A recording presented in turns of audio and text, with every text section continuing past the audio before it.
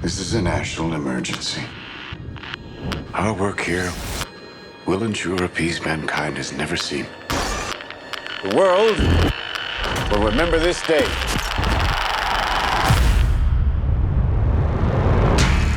This is arguably the most important story of our time. The stakes really couldn't be any higher. It's profound, but it's told in a very human way. Everything Chris Nolan has done has been a prelude to this. This is not a film, this is an experience. It is a heart-in-your-mouth thriller.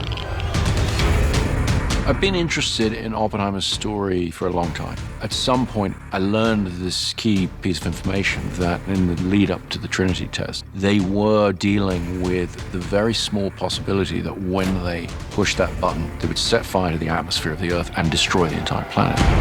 And yet, they pushed that button. I wanted to take the audience into that extraordinary moment in human history.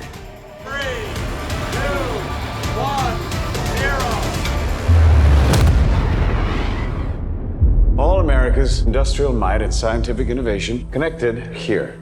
A secret laboratory. Cillian playing Oppenheimer was the centerpiece of the film, but I knew that he was going to need the most extraordinary ensemble around him. Let's go recruit some scientists. The people involved in the Manhattan Project were charismatic individuals. They're very talented. The world that Oppenheimer inhabits is filled with rock star scientists. And I think because we have all these fantastic actors, you really buy that. It felt like I was playing sports with some of the best athletes. Every single person has come to set knowing that they have been hired because somewhere along the line, Chris thought that you did a good job. And this goes for crew as well. Action! My preference is to always do things in camera as much as possible. It sets a big challenge for every department to actually bring the reality of a thing there for the actors. Every crew member on this film has to adjust their work for the IMAX screen. IMAX can contain 18K resolution per frame, which is by far more than any digital camera. It gets thrown up on a gigantic screen, and the moment you watch it, it's very evident. The quality is unprecedented. This is a story of America in the 20th century, so I think it can be painted on that big of a canvas, and what better way to do that but with IMAX cameras. Why would we go to the middle of nowhere for who knows how long? I always try to use real locations as much as possible. With location shooting or sets, the more things can just be real, the better they're going to feel to the audience. There's almost no studio work on this film. Everything is location.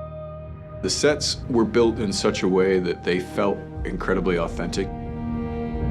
We built our Los Alamos at Ghost Ranch, New Mexico, which is along the same mountain range that Los Alamos proper sits on. This was very important, and I based all of this on research. We built all of these buildings 360. We want it to feel like you are right there, you are in this is happening, this is real. This isn't a backlot.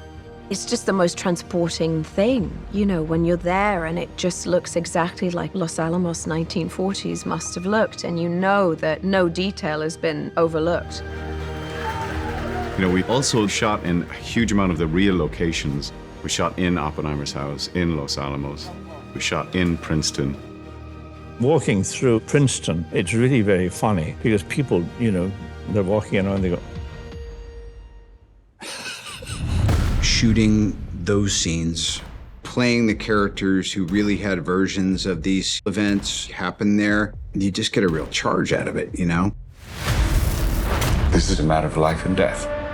But I can perform this miracle. When you do Chris's movies, things that when you read a script you normally would think would be visual effects, you know that you're going to be doing this stuff practically.